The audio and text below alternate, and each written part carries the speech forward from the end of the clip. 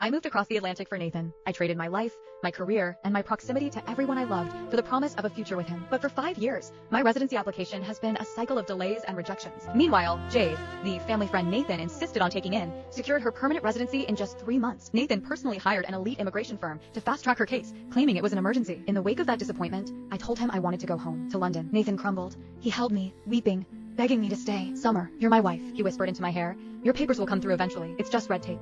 But Jade is different. She's alone here. Without that status, she could be deported at any moment. Please, just do this for me. Stay." Once again, I let his tears anchor me. I stayed. Until today. I was at the immigration office for a routine status review. The clerk frowned, clicking through her screen with an expression of pure confusion. "Ma'am," she said, squinting at my file. "The system shows that Mr. Nathan Thorne's legal spouse is a Miss Jade." She looked up, her voice softening with pity. "Did you perhaps fill out the wrong form?" The world turned to ice. It wasn't just the green card I had been waiting for these past 5 years. Even my title, his wife, was a lie. I didn't go home. I drove straight to JFK. Just before boarding, a final text from him lit up my screen. "Stop being dramatic. Just come home." "But Nathan, we haven't had a home for a long time."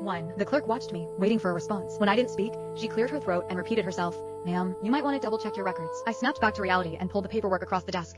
I managed a tight, hollow smile. "No need, thank you." For a split second, my instinct was to call Nathan, to demand an explanation, to hear the lie he'd inevitably crafted to cover this. The phone rang for a long time. When someone finally picked up, it wasn't Nathan. It was Jade. "Summer, Nathan's in a board meeting," she said, her voice dripping with that practiced, fragile sweetness. "Is it urgent? You can tell me and I'll pass it along. Although, unless it's about the grocery list, I doubt it's anything he needs to worry about right now." She paused, letting the silence sting. "We're actually in the middle of a merger. You know how it is.